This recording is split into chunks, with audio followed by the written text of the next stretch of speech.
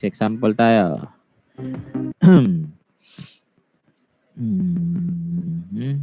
Okay, let's have another example. Ito, hanapin ko lang yung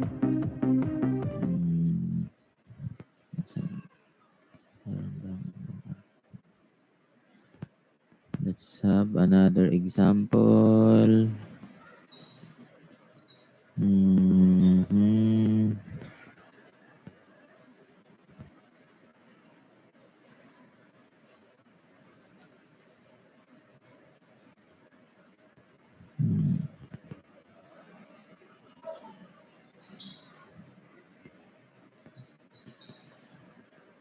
Okay, wala, no? Okay. Next. Another example. Dito na lang. Solve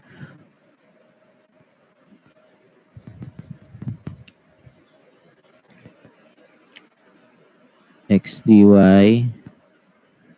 minus y dx equals to 3x squared quantity x squared plus y squared dx. Okay. So, assuming na natin, I will not going to do the test for exactness anymore. So, we're just going to assume that this is not exact. Okay, kasi naka-distribute na yung differentials natin, dy and dx sa mga function. So, what we're going now to do is to go now to step 2 directly, So, x dy, let's say, solution tayo. Solution. So, x dy minus y dx. Okay. Mapapansin nyo sa term na to, class, again, minus, So, kulang ulit siya ng denominator para maging quotient differential. So, dito naman sa kabila, so, walang babaguhin, no? X squared plus y squared dx. So, what we're going to do is to inspect again the possible integrating factor. Now, take note on the second term or dito sa term na to. Ang titingnan niyo, ang observe niyo lagi dyan, class, ay ito. Okay, dx. So, kung dx siya, dapat ang katabi lang niya ay x function. Okay? So, therefore, ang kailangan nating tanggalin ay si x squared plus y squared. Okay? So, this is our integrating factor. So, distribute. So, x dy minus y dx all over x squared plus y squared is equal to 3x squared dx. Okay? So, yun. Now, again, dito sa term na to, you will notice, So, ito ay common. So, this is derivative of arctan. Okay?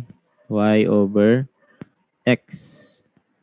So, transform natin, therefore, so this will be derivative of arctan y over x is equal to 3x squared dx. So, integrate.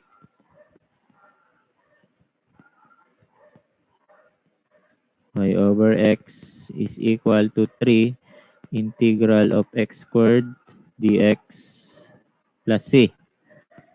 So, integrate. It will be arctan y over x is equal to 3 times x cubed over 3 plus c. So, this will be cancelled. Continue.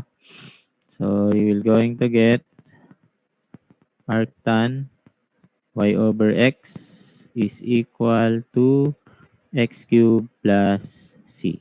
So, we cannot simplify this anymore kasi nasa loob yung y over x. So, therefore, this is your final answer. Okay? Ganun lang siya, So, minsan, obvious yung integrating factor. Now, let's move on to the next example. Okay. So, next example tayo. Solve. Okay. I'm going to show you.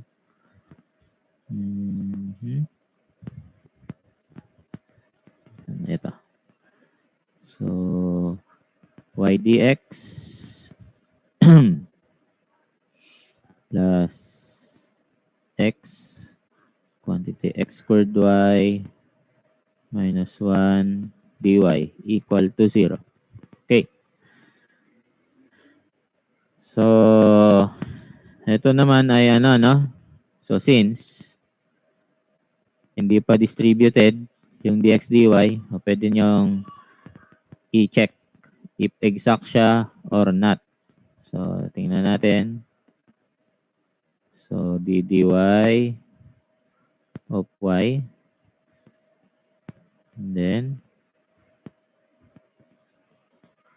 ddx of, distribute that, x cubed y minus x. Okay? So, obviously, the answer here is 1. So, dito naman ay constant si y.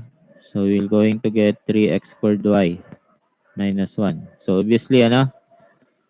They are not equal. So, therefore, not exact.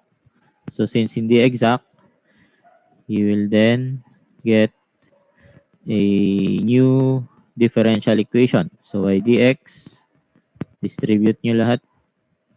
So, x cubed y dy minus x dy equal to 0. Okay? Now, continuing, ito, so group natin. So, obviously, ito dapat yung magkasama, no? Yung first term at third term. So, y dx minus x dy plus x cubed y dy. Now, para mag-stand alone yung second term, ang dapat mawala sa kanya ay si x cubed. Okay. Let's check kung tatama siya, no? So, ito yung obvious na integrating factor natin. Okay? Because of this term. Pero, there are times na ang goal nyo class kung bakit kailangan natin to dapat ma-integrate pag nag-group tayo. So, try natin. Okay? Let's try to do this one. So, ito ay magiging yan. So, y dx minus x dy all over x cubed plus y dy equal to 0. Okay. So, kung mapapansin nyo, may mali ano? Okay? Dapat square lang yung nasa ilalim. So, hindi siya pwede. We cannot convert the first term. Paano yan? Pag ganun. Ito naman is integrable already. So, what you will going to do is try again to add or multiply a new integrating factor. Pero dapat, pag mag-i-integrate tayo class, hindi mababago yung y dy. So, either y lang yung pwede nyong idagdag. So, hindi na pwede si x. So, dito lang. So, we can multiply both side by y. Yan. So, pwede nating multiply both side by y. Alright. So, multiplying both side by y, we then get y over x cubed multiplied by y dx minus x dy plus y squared dy equal to 0. So, ito, as you can see, integrable pa rin siya, no? In terms of y. So, okay lang. So, syempre, ito mababago na. So, hindi na siya magiging division. So, distribute natin ngayon sila. You will get y squared dx all over x cubed minus cancel y dy over x squared plus y squared dy equal to 0. Okay? Y squared dy equal to 0. So as you can see, class, no? So nabago na yung setup natin. So bago yung group. So it is possible nang magkasama na ngayon ay no? Magkasama na ngayon ay tingnan natin. Okay. Naka-power naman sila lahat, ano? Itaas muna natin yung may mga exponent.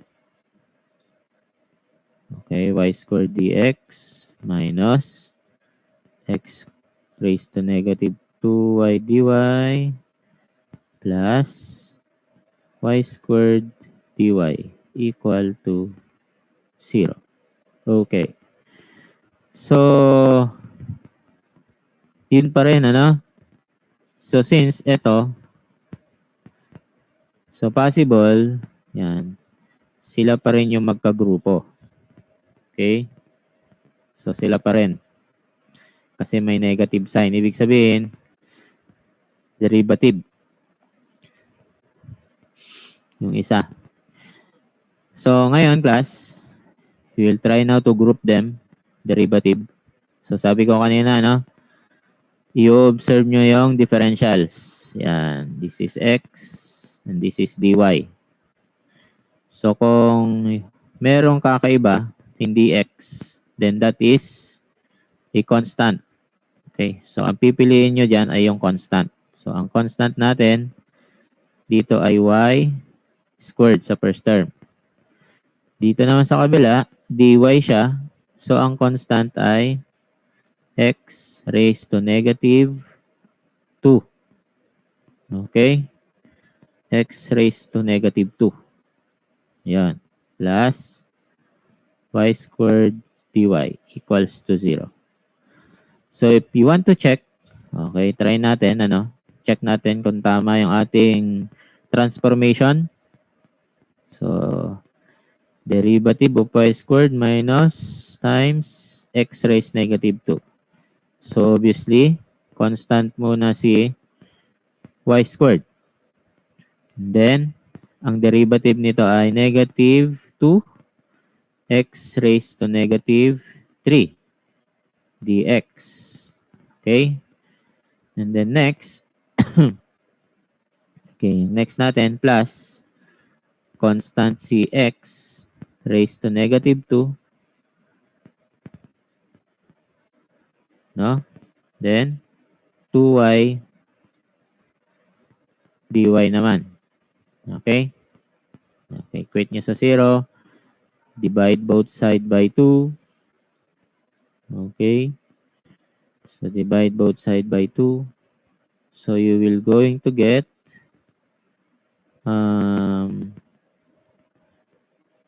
okay. So, makukuha natin dito ay y squared x negative 3. So, negative yun.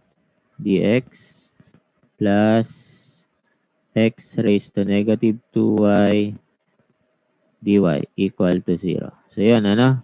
Parehas. Rearranging. I-rearrange nyo lang. So, ibig sabihin, yung integral natin ay may negative na sign.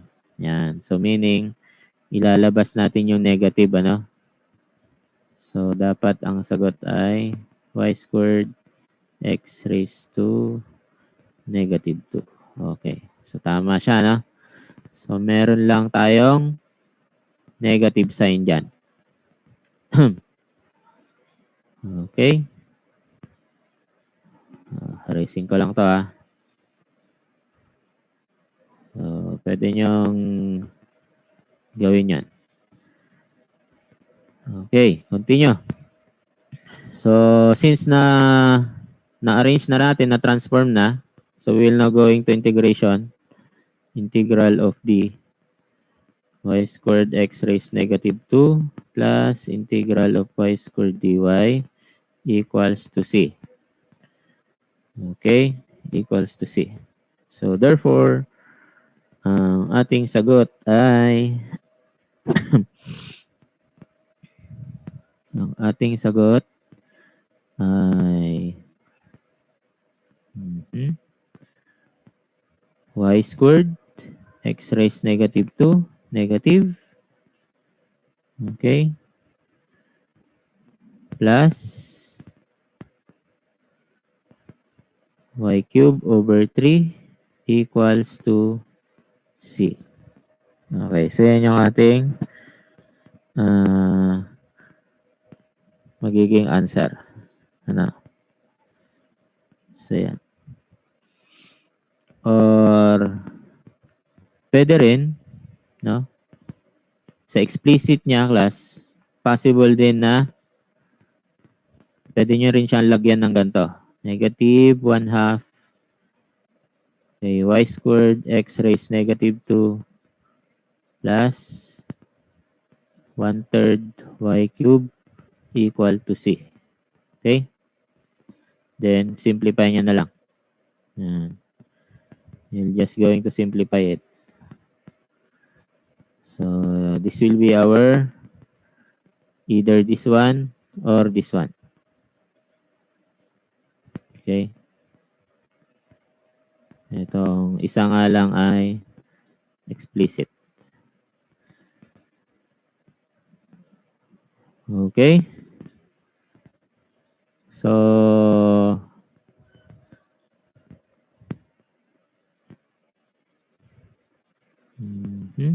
alright. May tanong ba class? Question so far? So, ang critical lang sa lesson na to is how you will going to group your terms. So, yan yung medyo hindi madali na yung pag-group ng terms.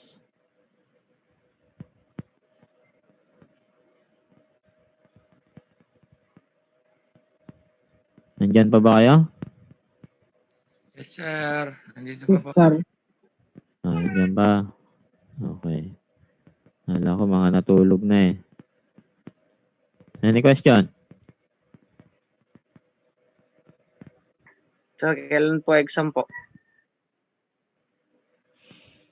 Next week. Ba't nag-exam na ba kayo? May exam na ba kayo? Sa ibang subject? Wala pa po. Hindi pa po. Siyempre, wala pa tayong nadidiscuss eh. Exam na ulit ang gusto mo.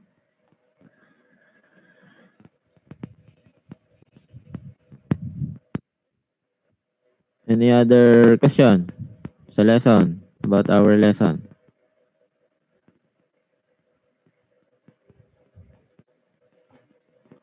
Wala na ba? Okay na kayo sa ating example? Okay na. Okay. Alright. Sige. I-save ko lang. Okay, stop share ko na. Kung wala nang tanong. Okay.